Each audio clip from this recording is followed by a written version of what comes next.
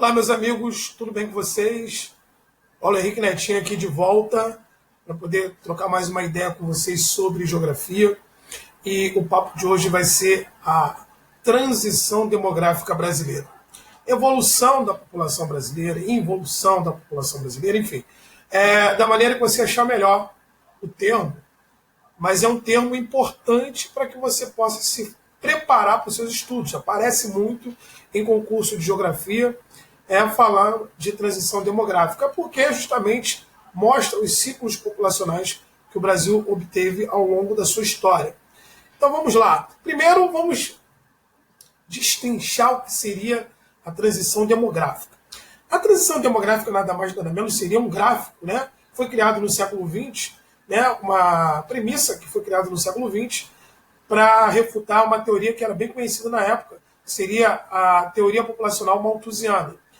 Aquela mesma do PG e do PA, ou seja, tinha-se um pensamento na época que a comida ia acabar. E o crescimento populacional ia ser em caráter aritmético, né, o PA, e o caráter populacional seria em caráter geométrico, 2, 4, 8, 16, 32, 64, enquanto a produção de alimentos seria em caráter de progressão aritmética. 1, 2, 3, 4, 5. Então, podemos dizer que a comida, segundo a teoria, a comida ia acabar. Mas, justamente a transição demográfica ela vem para poder explicar, né, para poder dizer que são vários os fatores que fazem com que uma população cresça ou diminua. E esses fatores teriam muito a ver com o desenvolvimento econômico, principalmente das inovações tecnológicas, né, e da evolução da sociedade como um todo. Então, nessa questão, o Brasil teve tem quatro fases, vai chegar na quinta fase a partir de 2040, 2050. Mas a primeira fase do Brasil é a chamada fase de pré-transição, que era o período rural. Nesse momento, o Brasil passava por ser um país, né, economicamente dependente do setor agromercantil, ou seja, do primeiro setor da economia, agricultura, pecuária, extrativismo, pesca. Então, o Brasil era um país que dependia da sua monocultura. Então, com isso, era um país que não tinha condições de investir no seu próprio território e muito menos na sua população.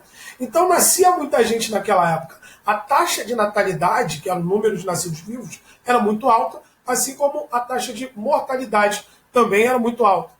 E a expectativa de vida do brasileiro, nessa época, não passava dos 40 anos, no máximo 50 anos. Então, qualquer doença, qualquer epidemia matava. Era muito difícil a vida naquela época. Então, você tinha um baixo desenvolvimento social e econômico, e, ao mesmo tempo, você tinha uma baixa expectativa de vida por condições precárias das condições sanitárias. Não tinha tratamento de esgoto, não tinha tratamento da água, enfim. A vida era muito difícil. Esse período vai de 1530 a 1950, quando o Brasil recebe a indústria.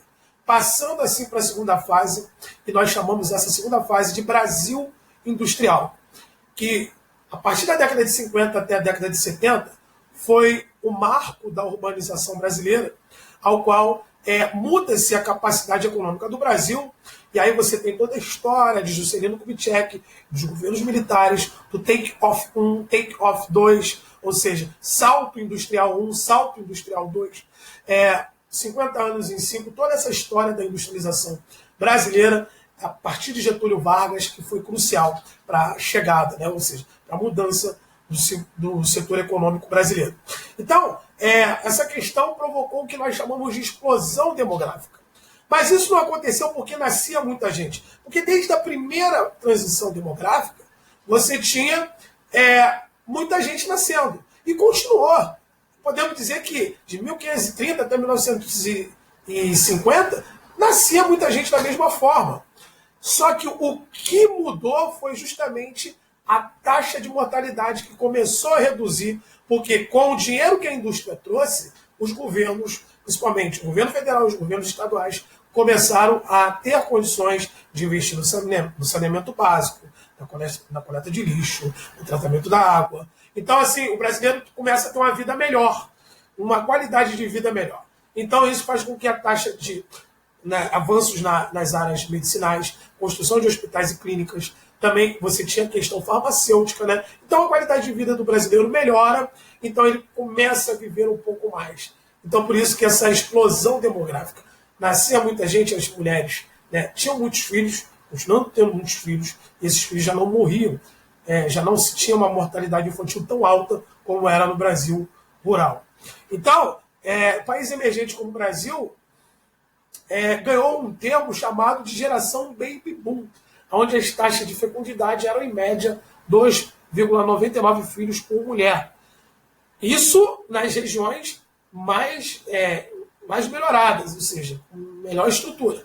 As outras tinham mais, 5,1, 4,8, ou seja, eram muitos filhos que se tinha antigamente. Por exemplo, eu mesmo, né?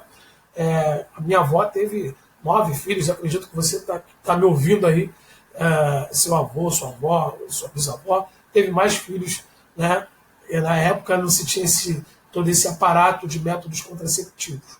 Então, esse foi o diferencial. Porque quando chega na terceira fase da transição demográfica, é que nós chamamos de Brasil urbano, que foi a partir dos anos 70. É a fase que nós estamos agora.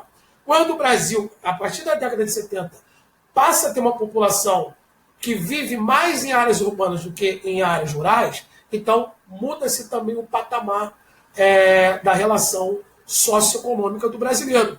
A qualidade de vida do brasileiro aumenta mais, já que as cidades elas são dotadas de infraestrutura, dotadas de serviços públicos, né? Então, assim, tem uma concentração populacional maior, então o brasileiro vai viver mais ainda, vai viver melhor ainda. Quando a gente fala viver melhor, gente, é em relação ao que era antes, né, no Brasil rural. Então, essa condição também coloca a mulher no mercado de trabalho, que faz com que haja um planejamento, uma difusão do planejamento familiar, né? As mulheres começam a casar mais tarde, ter filhos mais tarde, diminui-se e muito o número de filhos, por justamente ela estar no mercado de trabalho. Então, assim, a taxa de fecundidade, que seria essa taxa de 15 a 45 anos, a idade fértil da mulher, diminui drasticamente no Brasil. Então, podemos dizer que houve uma redução geral da taxa de natalidade, da taxa de mortalidade e da taxa de fecundidade, que é uma característica do Brasil urbano, aonde os fatores econômicos, a terceirização econômica, foi crucial para que houvesse uma melhoria dos índices populacionais, principalmente do que nós chamamos de IDH, Índice de Desenvolvimento Humano. Então, qual é a história dessa fase aí? Melhoria dos índices populacionais. Então, o Brasil, que reduz, mas tinha muitos jovens. Esses jovens tornam-se adultos, mas reduz o número de jovens. Então, isso quer dizer que o Brasil é um país atualmente de adultos. Reduz o número de jovens, aumenta o número de idosos. Nós ainda não somos uma população predominantemente de idosos, como em países da Europa, como a Alemanha, como a Itália. Nós somos um país de adultos. Por isso, isso justifica muito desemprego, muito mercado informal e boa parte da população brasileira trabalhar no setor terciário, na terceirização econômica de comércio e serviço. Então, podemos dizer que o Brasil ele é um país de adultos. Estamos devagarzinho entrando numa quarta fase, que nós chamamos de estabilização demográfica. Vamos ver aí no slide que você está tendo aí uma desaceleração do ritmo de crescimento. Então você pode dizer que desacelerou mais ainda o crescimento do Brasil, professor? Exatamente. De 2,5% entre 70 e 80 para 1,2% entre 2000 e 2010. Isso quer dizer que houve uma drástica redução do crescimento vegetativo nesse período de 70, 80 para 2000 e 2010. Então, vamos dizer que o tempo que se durava para se duplicar a população, né, que era de 40 anos, isso diminuiu bastante. Por quê? Você vai ter aí de 190 milhões de habitantes para 210 milhões de habitantes atualmente. Então isso quer dizer que você não teve uma dobra. E não vai ter mais. Porque o Brasil ele muda o seu patamar econômico. Ele passa a ser um país predominantemente urbano e, assim, a uma taxa geral, como a queda de taxa geral, natalidade, mortalidade e fecundidade, como nós vimos no slide anterior. Então, então o Brasil está estável. Tem muito adulto, o Brasil está estável. Mas o grande problema é que vai envelhecendo. Esses adultos, né, vão envelhecendo e vão ser a maioria no próximo ciclo. E aí sim, quando chegarmos nesse ciclo, nós vamos ver que o Brasil vai ser um país de velhos, um país de idosos, com pessoas acima dos 60 anos. Então, há uma alteração na pirâmide, né, nesse período, né, que nós estamos vivendo. A pirâmide está gordinha, mas futuramente ela vai estar mais larga no seu ápice. A base estreita vai estreitando o corpo e vai tendo o ápice mais largo.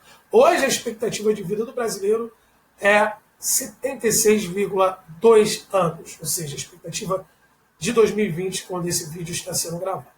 E aí partimos para a quinta e última fase, que vai acontecer a partir de 2040. Ou seja, você vai ter a redução do crescimento populacional, ou seja, não vai ter mais crescimento. Enfim, vai começar a reduzir a população, porque vai haver uma taxa, vai haver uma queda maior ainda das taxas de natalidade, mortalidade e fecundidade. Hoje, por exemplo, no Rio de Janeiro e São Paulo, você já tem uma taxa de fecundidade muito baixa, que não chega nem a 1%, né? Ou seja, em determinados lugares, e você vai ter essas taxas mais altas justamente no Norte e no Nordeste. Então, podemos dizer que, à medida que vai avançando a urbanização no Brasil, essas taxas vão diminuindo a sua porcentagem. Então,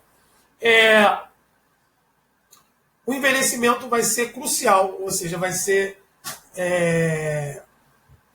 de uma certa forma, corriqueiro. Ou seja, esse envelhecimento, eu não estou conseguindo aqui lembrar a palavra, lembra a palavra, Netinho, por favor. Inevitável, seria esse, lembrei do Thanos agora. Então será inevitável o envelhecimento da população e também será inevitável a queda da população econômica ente ativa, a PEA, ou seja, vai faltar mão de obra no setor primário, vai faltar mão de obra no setor secundário, vai faltar mão de obra no setor terciário e vai ser provocada uma crise econômica e social nessa fase que vai acontecer lá para 2040. Tá bom, pessoal? Espero que tenha ajudado vocês aí. Qualquer coisa, deixa aí seu recado no nosso canal. E o vídeo que vocês quiserem de aula, a gente vai estar procurando postar aqui. Grande abraço a todos. Até a próxima. Valeu!